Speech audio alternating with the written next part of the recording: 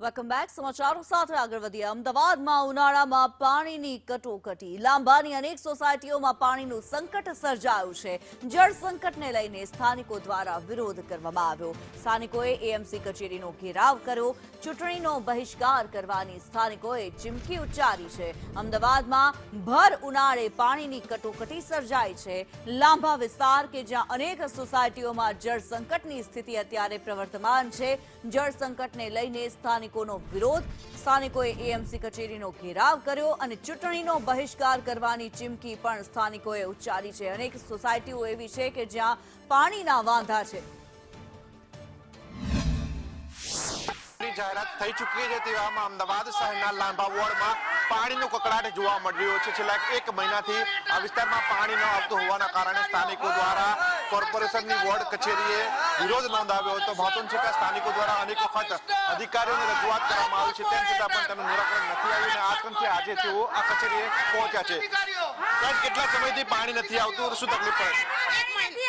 એક મહિનાથી પાણી નથી આવતું. પાણી લાવવાનું ક્યાંથી? અમારા છોકરા એટલા હેરાન થાય, અમે બધા હેરાન થાય. નોકરી છોડી કે પાણી ભરીએ, શું કરીએ? કોને કોને શું રજૂઆતો કરી, શું કહે છે? અમે અહીંયા ઓફિસે 3-4 વખત આવી ગયા. પછી ત્યાં ખાસા બધા જે છે કાર્યકર્તા બધાને રજૂઆત કરી છે અમે, પણ કોઈ સામું જોતું નથી કે કાલે આવશે એમ કરતા કરતા તો 15 દિવસ થઈ ગયા. અમને એમ કે રિપેરિંગ થાય છે એટલે અમે અઠવાડિયે તો એમાં બેસી રહ્યા.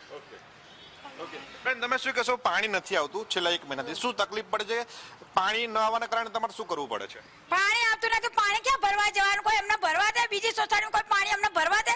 એક મહિનાથી અમે હેરાન થઈએ છીએ. બિલકુલ પાણી જ આવતું નથી. અરે ઉપર નીચે આવો તો બિલકુલ, ઉપર તો બિલકુલ પાણી. અમારે ટાંકીમાં પાણી જ નથી ઘરે.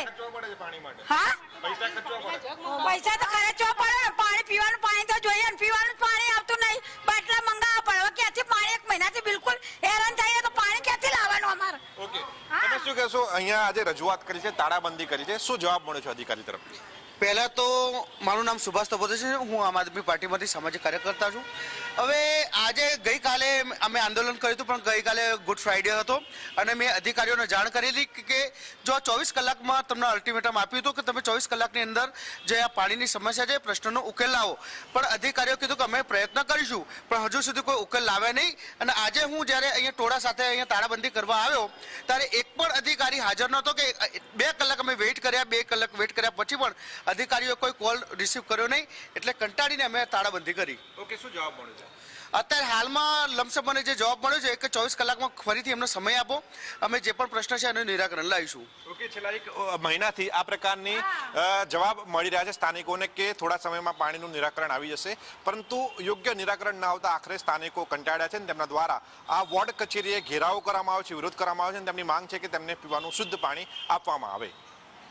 Camera person Dilawar